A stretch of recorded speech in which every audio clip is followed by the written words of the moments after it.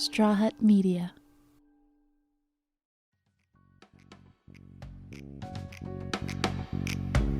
We're better together with Ann and Heather.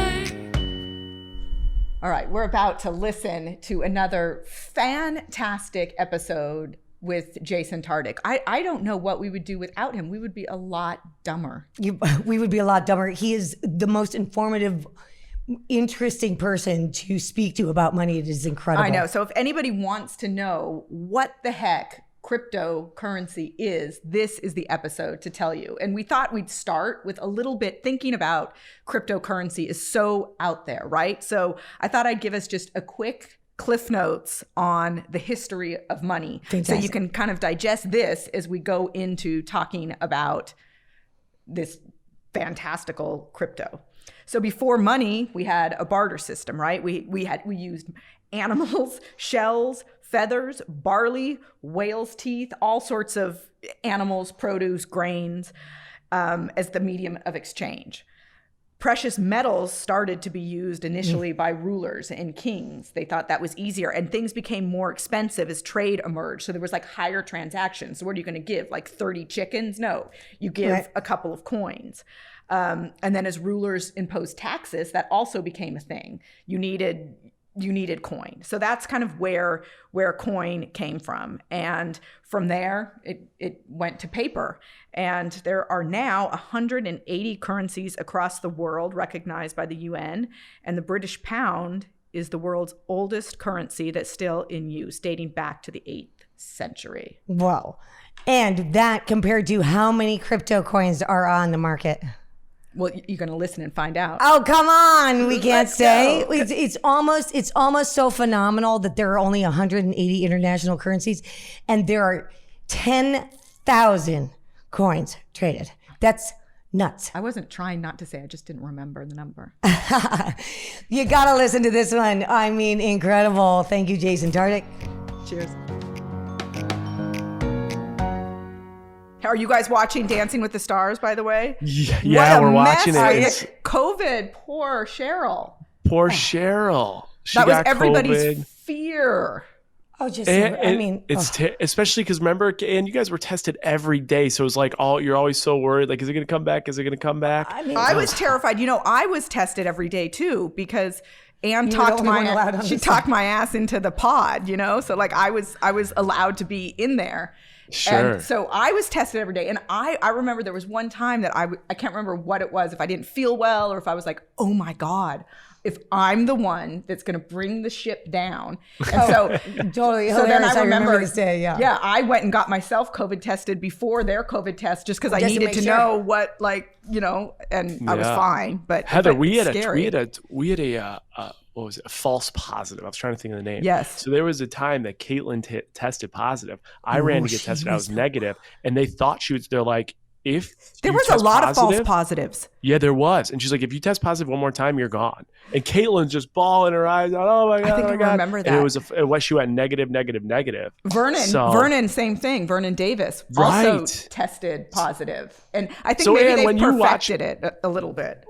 I'm curious, Anne, when you watch it back, do you miss it? Or are you just like, it was cool, I'm done? When I watch it back? She didn't watch it the first time. She didn't watch it during. She didn't watch it before. Are you watching Dancing with the Stars now or no? I didn't watch it when I was on it. Well, no. I am. I'm watching it. God, that's where I was confused. No, she didn't know what the hell she was on until the night she had to watch. She had to watch it because she was going on ET as a guest host. And so I'm like, you better watch this show, bro, because you're gonna be there as the guest host. And so she watches it. Of course, it's 80s night. She was already up, and she's like, "What? In God's name did you let me do?" That is amazing. This show that you put me on. I'm like, it's fine. It's fine. She's like, well, it doesn't matter anymore because you're off. It's COVID. There was nothing else to do. Got you qualified for your insurance, by the way. I do have to say about Dancing with the Stars, God bless Dancing with the Stars. Actresses were not working. Nobody was working. Yeah. I mean, it was devastating. And Yeah. thank God. And it really, truly, Homer just broke his arm. And I swear to God, if it wasn't for Dancing with the Stars, 14 grand would have been coming from, I don't know where, because yeah. So I'm very, very, very grateful to them, and grateful to them because we have met you. Yeah, So likewise. we're thrilled, of course, always to have you on, Jason. And we really did have some serious talk last time because you engaged in something that we had been talking about doing, but you had been holding off, and that was investment. Why don't you talk a little about investment first of all, and why you chose to take us down the investment road in cryptic land? Which, by the way, I looked up the meaning of the word crypto, and it's like it's a meaning that is mysterious or obscure, and I'm like, well named. That is cryptic. crypto investing. Yeah, It's mysterious, and obscure, and it's very hard to understand. So we hope we can have a little bit of kind of a crypto 101. Yes, because you told us that we were going to start talking about this, and you gave us 4 things to look into, and I think they were 4 equally as confusing things. So why don't you talk to us about this opportunity that you've given us? Okay, well, I think with cryptocurrency, where the first thing you got to start is like what is it? Because to your point, Heather, it's like what actually is this thing? Yes. And I think what we'll do with this episode, if it's okay, is we'll try and like really just dumb things down or just make it very plain so that it starts to click, because it's tough to get it to click. And so I think the first thing you think about cryptocurrency is I think the best example is like a casino, right? So you go to a casino and what do? You take your currency, right, which in America it's US dollars. You go up to the little table or whatever, and you give them $100, and then they give you their currency, right? Their currency is that chip or those chips. That tells you how much it's worth. And then you can use their currency however you want to pay for your entertainment. You could tip people with it. You could like buy drinks with their currency. And then what happens, you get your currency back at the end of it. And so that's like the most basic example when you think about crypto, because it's the same thing. It acts as a currency, right? So you can buy goods with it. You could buy services with it. There are companies that accept it as a form of payment, like Tesla. You can buy a Tesla with Bitcoin. And so what we're doing is just using this as another form of currency. And if you and I want to go buy cryptocurrency, we would take our US dollars, can get them into, and we'll talk about what a crypto wallet is, get into a crypto wallet, and then you can use that to invest or buy goods and services. So it's literally just a currency. That's all it is. What's the benefit of having a different currency, and why would we want to do that?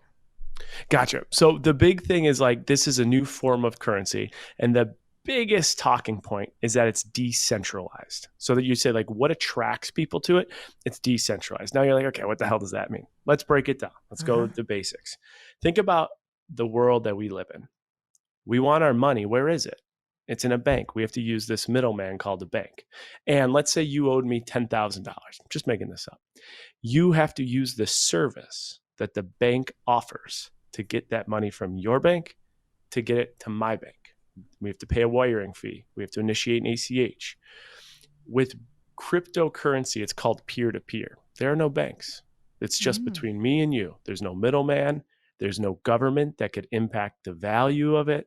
So it's a decentralized currency that isn't tied to any government, any regulation, any federal monetary policy where they come up with changing interest rates.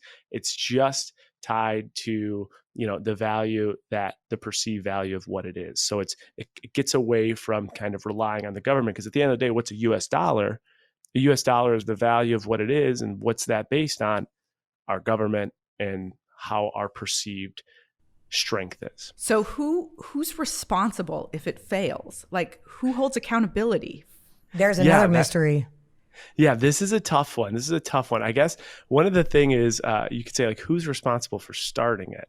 And there's this guy, I'm going to blank. It's his name. I'm not going to pronounce it completely right, but Satoshi Hakamaki, I believe is what it is. And so he created Bitcoin. And from there, it's taken off. And so when you talk about failing, right now it's about somewhere in the round of a $2 trillion industry.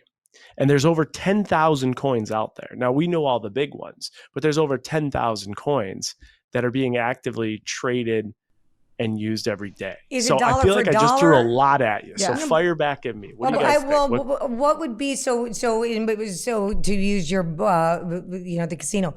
Sometimes $1 you get a $5 chip or whatever. What is the Bitcoin? Is it $1 for? Is it a unit? Is it a coin? Is it how do you measure it? Is it one unit? Is it? Yeah, so you would refer to it as one coin. So if you bought one Bitcoin right now, the constant trading value of it, I'm going to back up. You know how the stock market it opens and closes? So you could see the price of a stock. The price of cryptocurrency it's changing it by the second. It never opens and closes. Okay. So it's constantly, the value is changing. Could I own a fourth of a Bitcoin? What's that? Could I own a fourth of a Bitcoin? You can own any fractional share of a Bitcoin, any 0.0001 you can own, and whatever $1 will get you when you trade it. And so one Bitcoin right now is worth around. I would have to look, but when I looked yesterday or last night, it was around $43,000. Oh, so you're balling if you have one Bitcoin. So one Bitcoin, not so bad, right? Pretty good. Now, but all the different coins trade at different values. Right. So one Cardona is a big one that trades at $2.50. There's one everyone talks about. Let's bring it back to pop culture. Dogecoin, because Dogecoin was a big thing for Saturday Night Live a few months ago with Elon Musk. That trades at about 30 cents a coin. Well, and in my research, was that a joke? Did they start Dogecoin as a joke? It started off a meme as a joke. Okay. And then that's the big thing in this cryptocurrency world is a lot of it moves on momentum and supply. And it's got like a Shiba Inu on the coin, like which is a dog. Correct. I had that dog at one point. Yeah. So there's a limited amount. There's a limited amount. So like for Bitcoin, there's a limited amount. There's 21.5 million. No matter what happens to Bitcoin, there's about 21.5 million. So what happens then is supply and demand will quickly change the price point. So let me give you an example. Elon Musk goes and buys $1.5 billion Bitcoins. What happens? Obviously, supply becomes limited and demand becomes extremely high because a guy like Elon Musk is there. He just bought $1.5 billion. He's using it for Tesla. People want more of it. And that price of Bitcoin at that point shot up to about 60,000 per coin. Oh, it's now down at around 43,000 because China just announced that they're not going to accept it as a currency and they're outlawing it and they're making it illegal. So because they want to be the middleman. Right. Yeah, they don't like that they're not. What's happening to our banks? Yeah. Yes, exactly. Now Bitcoin's been around for a minute, right? So Bitcoin has been around for I think it was like 2013. Okay. What is your feeling about investing in Bitcoin versus bank? What is your personal is that too personal a question? Yeah, no. Nothing's. I'm an open book. So the thing is, I think that with cryptocurrency, like a lot of investors are seeing it as the currency as the future because there's so many issues with government and policy and inflation. Inflation's a big one. So people are like, this is the currency. So not only are they using it as a currency, they're using it to make money on it. They think it's like, imagine that you could buy stock in the US dollar in the 1800s, right? That stock would increase pretty good by 2021. So people are looking as investment. Here's my take on it. I don't think Bitcoin or Ethereum are going to go anywhere. I think one of the best things they have going for them is the blockchain. We'll talk about that in a second. But I personally have about, I would say like 8 or 9% of my wealth tied up into cryptocurrency. It's not so much that if it all goes away, I'm going to be, on the streets begging for a couple coins, but it's a decent amount. So I listened to Pomp on your Trading Secrets. Now, Pomp, and he's 97% in on Bitcoin or something, 99, like crazy. That scared me. Anthony, if anyone's listening, I'm going to give him a plug. His name's Anthony Pompliano. You can go to Twitter and he's at Pomp. He knows so much about Bitcoin. A lot of what I've learned is through him, and he is a very successful entrepreneur. And so when we say 96%, we're not saying like $10,000. We're talking millions and millions of dollars. He has 96% of his entire net worth invested in Bitcoin because he's so bullish on Bitcoin and what it's used for. So it's crazy. He also said he's fine with being wrong, which I thought was fun. He's like I'm fine with, I'm fine if I'm wrong, He's like, at least I have an opinion. Yeah.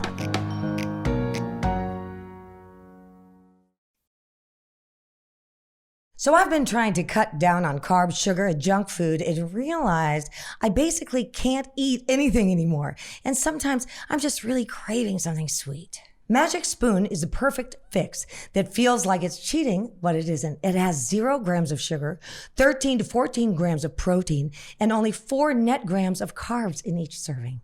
Plus, there are only 140 calories a serving. It's keto-friendly, gluten-free, soy-free, low-carb, and GMO-free. It really has it all. And if you and your partner have different opinions on cereal flavors, don't worry. Magic Spoon's variety pack comes with 4 flavors: cocoa, fruity, frosted, and peanut butter. All of the flavors from your childhood, but it's super nutritious. I just had the cocoa flavor this morning, and it is the perfect way to start my day. But you can always have a bowl in the afternoon, too, when you need a little pick-me-up. To get your hands on a variety pack of Magic Spoon, just go to magicspoon.com/better. If you use the special promo code BETTER while checking out, you can save $5 off your order. And Magic Spoon is so confident in their product, it's backed with a 100% happiness guarantee. So if you don't like it for any reason, they'll refund your money, no questions asked. I have a feeling you won't need a refund, though. Trust me, my pantry is fully stocked with Magic Spoon at all times. It's so good. It's not stocked now because I stole it. Heather stole it.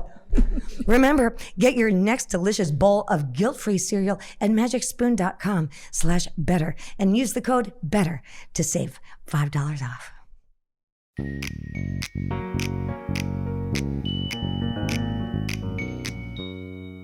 Well, I mean, I think I mentioned this before, but that's why I asked when Bitcoin was founded, and it sounds about right. I had a client that wanted to pay me in Bitcoin, and I was like, no. When? Well, I feel like it was longer ago. Was there something before Bitcoin? You know what? Was there something before Bitcoin? We're gonna go live. Bitcoin? When was Bitcoin? That's the expert, not me. Do you guys, while I'm looking for this, do you guys have 2009 Bitcoin was created? So I was 3 years off. 2009. Then that's right. So that was then. Then it was Bitcoin. Yes. And I'm like, no, I want that. It was like, yeah. And I got to go back. I tried to find the email. I had a different email then, and I was trying to find like what the offer, Oh my goodness. And I remember like I'm no idiot, I want that 10 grand or whatever it was. And I feel like it was more than one coin, because I feel like I was saying like, what, I'm going to take, a few of your shackles that aren't, oh, dummy. Well, the crazy thing too is, Heather, if you invested $1,000 in Bitcoin in like 2010-ish, so it came out in 2009, if you had $1,000 of it, it would be worth around close to 300 million today. Guess what? Oh my God. I wouldn't be sitting here. We never would have met. So if it's $100, that would be 30 million bucks. I wouldn't just be $100. here. Oh my God. So do the large percentage of businesses now accept this as a currency? Now, this is like the big talking topic here that people are getting like starting to pay really close attention. What's happening is now you're seeing a lot of the investment banks and financial groups are starting to hire crypto professionals because they're realizing that it's catching on. So traders are paying close attention to like who they're even hiring. Then you're starting to see some of the bigger banks invest in it. You're starting to see like a Tesla and a MasterCard and Visa look closely into it. You see companies that are publicly traded like PayPal offering it. Coinbase is an area where you'll have your wallet. And I think we should talk about your wallet at some point. But that is now a publicly traded company. So we're seeing the larger enterprises really gravitate towards the adoption of cryptocurrency. But we're seeing it at high levels of like really just Bitcoin, Ethereum. We're not seeing it play in some of the other coins at this point. Now, but I'm sorry. But what about businesses accepting the coin for the exchange? Like, grocery store, for example, or just regular businesses, clothing stores. Yeah, so your everyday company or your everyday business probably hasn't done that. So right now it's just Tesla. Okay. I see. Yeah. Okay. And clearly, so really, if you are getting into the coin business, you're getting into it for investment, and that's why this is the leaping off point. Do you think this would be? You'd be surprised, like how, like Starbucks accepts it. Okay, Whole Foods accepts it. Just for the record, the Duffy Company now accepts it. The Duffy Company, Microsoft. I did not accept it before. But wait, okay, I've got a question, because when I was looking into this a little bit, and I'm going to admit, like, I listened to your podcast, which I learned a lot on. I even went to Pomp's podcast, listened to a little bit of that. And the more I kept thinking about our conversations before with you on the show when we were talking about debt, right? Okay. And that and you even mentioned the benefits of it, that, you're not getting all those bank fees. And if it feels like our country like lives off debt, like is run by debt. So, but if I'm understanding this correctly, you don't really have debt with cryptocurrency. I would say that. Or is it, if you're losing, you've lost money in it, but you don't owe. Do you follow where I'm going with that? Yeah. So I think the big thing to know about, like, if we correlate this to debt, think about the interest rates you guys pay on your debt. That's pretty much determined by our government, because what our government does is they have a big treasury, and then banks borrow money from the government, and then they lend it to us people for auto loans and mortgages and credit cards, and they make a spread on it, right? They make money based on what the Fed says it should cost. So there's really no debt component at this point with Bitcoin, because we haven't seen much of lending. I guess now what's going to be interesting, Heather, is there will be lending. So this is a currency that people buy and use for goods and services, but there could be a point where, like, Heather, you'll reach out to me and be like, yeah, I'm going to buy a mortgage. Do you have any Bitcoin? And instead of working with a big institution that's making all this money, we could have peer-to-peer lending, if that makes sense. Right. And back to your point. Okay. So I just Googled this because off the top of my head, I wasn't sure of, like, because it's changing so quickly who will accept payment. But I do want to throw some out there that I was surprised that I didn't know about. AT&T, here's a couple big ones. Burger King, KFC, Overstock, wow. Pizza Hut, the Miami Dolphins. Like, apparently if you go to the KFC Overstock, stadium, like chicken that nobody's eaten? Yeah, I guess so. I mean, there's a long Amazon through certain companies. So I guess Quiznos, AMC. So I guess there is a longer list than I anticipated of now companies accepting it. Which means it's going to just escalate. I mean, it's just like anything else. One person does it, and then they're just going to go and go and go until everybody accepts it, because it's currency. For sure. Now, I think the one thing is, like, if I said to you guys, okay, you're like, okay, I'm interested. Maybe I'll buy like $100 or $500, or maybe someone's listening, they're like, yeah, I'll buy $20. Would you guys have any idea where to start? Absolutely not. No, I'd ask my son to put it on his account that's in my name that I need to deal with in taxes. Does he have does he trade it? And I'm realizing that now, and now with my personal income taxes, I have to figure that out, because he totally, is that ramen or Pinot back there? Oh, that is. This is Peanut. I love watching your dogs. He's hanging out back here, and then I got ramen at my feet. So yes, he has a Robinhood account. He started it during COVID, and and he owns coin. Yeah. So he's a multimillionaire. So and sometimes I'm going to find out, because I asked him, I need access to that for my I want to find out too. I mean, he's a little young for me, but I mean, you know what I'm saying? Let's see. Goodbye, Thomas Roth. It's funny. I'll get a text from him, and he'll be like, can you please put money in my account? There's something's happening that he needs to trade, and so I don't give him, I'll give him $50. Sometimes if I'm feeling whatever, I'll give him $100, and I'll say, like, we're in this though. I'm in this now. Yeah, I'm invested with you. So, like, has he ever told you if he has made any money? You're buying Mama a beach house, So, and then I made a stupid bet with him. I can't even remember what it was. I can't remember. I told him to buy something that like I heard at some dinner party to buy. And he's like, that's dumb, Mom. And he bought it. And it was dumb. I'm like, it totally tanked. So Heather, two things. One, with Robinhood, you can get your tax statement. So when you sign into it or have him sign in, there's through the settings, you'll get your tax statements. Okay. And it's treated like when you earn money on what's interesting is if you're trading stocks, and you have gains, from a tax perspective, it's treated a little differently than cryptocurrency. Cryptocurrency is actually treated like an asset, like a property almost. So it's capital gains tax. So you'll pay capital gains on whatever you report based on, what tax documents Robinhood gives you.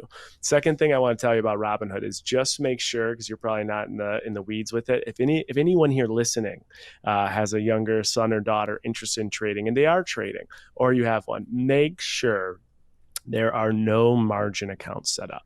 What does that mean? So trading on margin is when you're actually trading. I'm going to simplify it. You're trading with Robinhood's money, right? So they're actually giving you what's considered margin. So it's debt. So you're actually using their money to trade. Guess what? I know enough to say to my son when I gave it to him, make sure that you don't do something really freaking stupid on there and rack up some sort of debt, because I know there's some way that you can fuck this up, Just don't do it. Don't do it. Yeah. I knew enough to yes, know ma'am. Okay, that, there's got to be a way that he could screw this up. So hopefully he has that's it. Everyone say to your kid, no, absolutely no margin accounts. And the reason why I say this is kids who aren't paying close attention can put themselves with like options and shorts and some more technical stuff into severe debt. So there was a situation. It's extremely sad and it's very morbid. A kid by the name of Alex Kearns, and he was a 20-year-old trader, and he had committed suicide after he thought he had lost $730K on Robinhood. And there's a suit, there was a suit that was settled through Robinhood, and that comes into fruition with some of the riskier bets and the options and the margins. So just be really careful with margin accounts if you're more inexperienced. Yeah, I'm more stupid. I'd be the one that would do that more likely than he would. Wait, you said he thought he lost it. Does that mean that he actually hadn't? Yeah. Well, so it was on my understanding. It was on an options contract, and so based on what he had thought, that he was seeing a negative balance of this amount of like 700 some K, because that was reflecting the value based on the options trade, and so. At the end of the day, it was more of the extreme illusion at that point of what it was, as opposed to like what had happened if the contract had settled. Oh my Lord! Well, I hope he's in heaven with a whole bunch of money around him.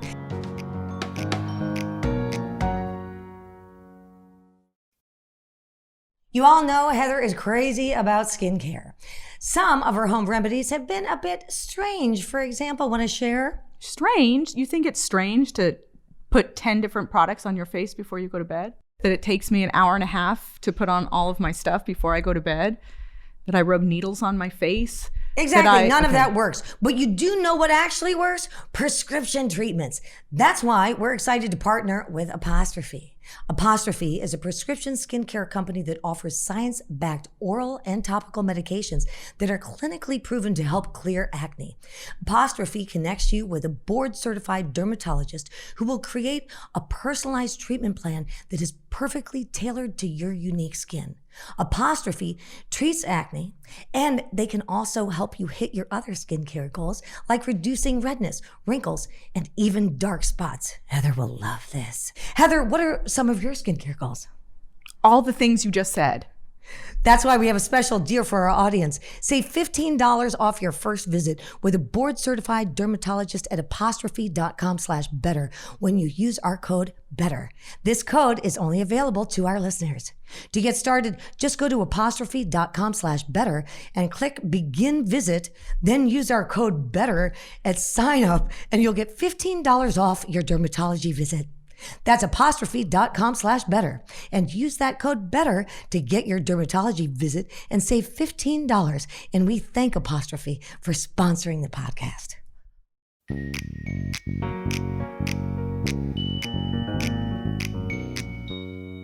Listen, I have mentioned this to Homer, and Homer, who is my 19-year-old, said that he isn't interested. I told him that we were going to have this conversation. He's like, no, not for me. What is the flip side? What is that reaction from him? Like Homer saying, no, I definitely wouldn't want to invest in that. What's scaring people about it? First of all, anything that's new, people are scared of. It's new. It's uncertain. There's not history to prove it. A lot of people are just like, I don't understand what it is. There's a lot of big investors. Like Warren Buffett's not like a fan of crypto. He's not bullish on it. There are some of the biggest and best investors that'll tell you they have their life on it. And there are some that'll tell you it's crap. Mm-hmm. So some of the concerns are, if the United States ever decides like, it's illegal, well, there goes your demand. Now I think there'd be huge backlash, and I don't think that would happen, but that could be a huge concern. Another concern is just the fact that it's just another new bubble. It's another new thing. Like people are investing in it. They're making money on it. They're going to pump it. They're going to dump it, and they're going to get out of there. And so people are concerned with that. So a lot of regulation, a lot of rules, a lot of will it actually take on as a means of, like you said, I go to the gas station, I put my crypto wallet up. Those are the big question marks. Okay. So what would your advice to us be? Is it diversity? You just thinking of a portfolio, if we are lucky enough to be able to have whatever money to do it, choose a tiny percent of your investment and go for it? Yeah, I would tell you, first of all, it's very volatile. It has high swings, so you cannot trade on emotion. So if you're going to go for it, recognize you're going to have good days and bad days. Ride the roller coaster. The second thing I'll tell you is that I personally am careful with what I put into it, just given the risk of it. I am not an Anthony Pompliano. I don't have the chops of that guy. I am not putting in 96%. I would understand what your risk tolerance is, and based on your risk tolerance, put a percentage that you feel comfortable with knowing it's going to swing, right? 2-3 months ago, the swings of what these coins were traded at, Bitcoin, Ethereum, Cardano, they're at 4,000. Within a month later, they're at 2,000 a coin. Like they're heavy swings. So have the risk appetite for it so that emotionally you're not changing the beat of the rhythm instantaneously. And the biggest thing I would say is do research. Like if anyone out here spends, 10, 20 hours just really learning it, like there's so many forums to learn this stuff. I would recommend you absolutely do that before you start diving into any of this stuff. Like any investment, like know your shit before you start putting what's probably the most important, asset in the world out there, money on the table. Okay, I have one more question before we close. I have one more question. If you decide to make an investment, any investment, but with these coins, how often do you go and look and see what it's doing? Do you trade? Do you recommend? Is it something that you trade every day? Is it weekly? Is it you look at it? You put your money in and then say, you know what, I'm going to leave it there for a month? Yes. Yeah. So what I do is I personally look at like the technical graphs. Like I'm looking at how it's bouncing and where it's moving and how it's moving. And then I'll make decisions based on that. But I would say if you're more of like an elementary investor and you're like, I just want to be in Bitcoin, I would go back to that scenario of dollar cost averaging, pick one day a month, and every day on that day a month, go put $20 into Bitcoin. Right? And then just do it consistently, because on the 1st of April, that price is going to be different than the 1st of June. And if you do it consistently for a few years, you're going to have all different entry points. And if the asset in general moves up, it's going to do well. Now, it's the greatest returning asset in the last 10 years than anything out there. So in the last 10 years, it's been seen its huge returns, just massive. Is Bitcoin the safest one? Because it was kind of the first. Is like if you were going to pick one, it's probably cost more, right? I don't know. Yeah, it costs. So Bitcoin, if you look at the market cap, the largest one is Bitcoin. And so that trades again at the 43K range. And that's today on September 28th. Then the next one under that is Ethereum. That trades in the 3,000-ish range right now. Under that is Tethos. That's affordable. Then you have Bitcoin Cash, which is affordable. Well, that's confusing. And then there's another one is Cardona. That's in the $2.50 range, $2.50. So they range all over. But the biggest players out there right now that you're going to hear that I believe in for long-term success are Bitcoin and Ethereum. Now, I have a question. I think you said there's something like 2,000 cryptocurrencies. Did I get that number right? Something like that? There's over 10,000 coins that are publicly traded. Okay. Yeah.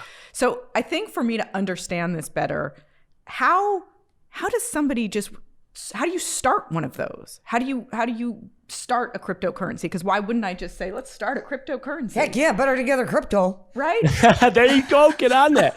So I mean, that would probably take a full podcast because you need very technical things with the blockchain. But listen, if you wanted to start your own coin, you could start your own coin. And guess what? Influencers at the highest level quickly caught on to this. And so a guy like Logan Paul has done this. And he has his own coin, his own token, and he sold his own token and all of his followers bought it. But the problem is when you're in situations like that where you're backed by just like a Logan Paul situation, is that that coin skyrockets. He makes money off every time that coin sells. That's where Logan Paul's gonna make his money. You buy, he makes a royalty. He's making money.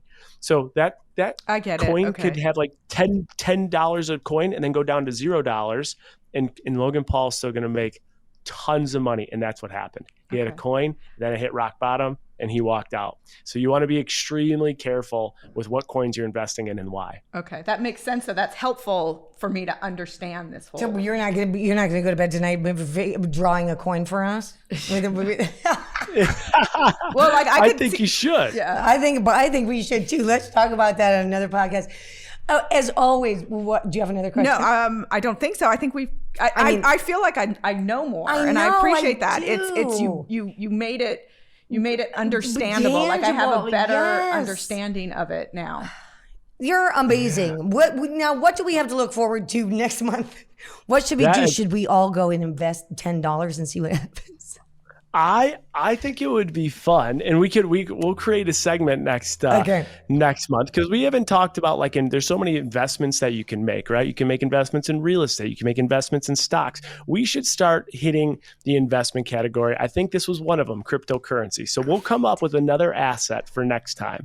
But I think it would be really fun if you guys did put like $5-10 into cryptocurrency, and you told me what you thought about it. And so you can download any app. You can do it through Robinhood. You could do it through Coinbase. You could do it through Binance. You could do it through PayPal. There's so many secure options out there. But go through it, buy it, and tell me what you think. Are you watching it? How do you feel about it? Stuff like that. It's going to be Better Together's first investment. I'm going to buy a little. Well, that's not our first investment, bro. We invest in each other in our studio, and everybody else that we're losing money on. We're in trouble. Yeah. For our first coin investment. Yes. We're going to buy a little kernel. We're going to buy a little kernel. Let's buy a quarter. That's a lot, I think. That's like taking a gummy. Listen, we are going to do it. I'm not good at that. We are going to take the challenge. Come along with us, everyone, on Better Together. And until next time, Jason Tartick, thank you so much for your knowledge and also just your gosh darn fun presence. Until next time, everybody, live in love and kindness. And don't be a dick.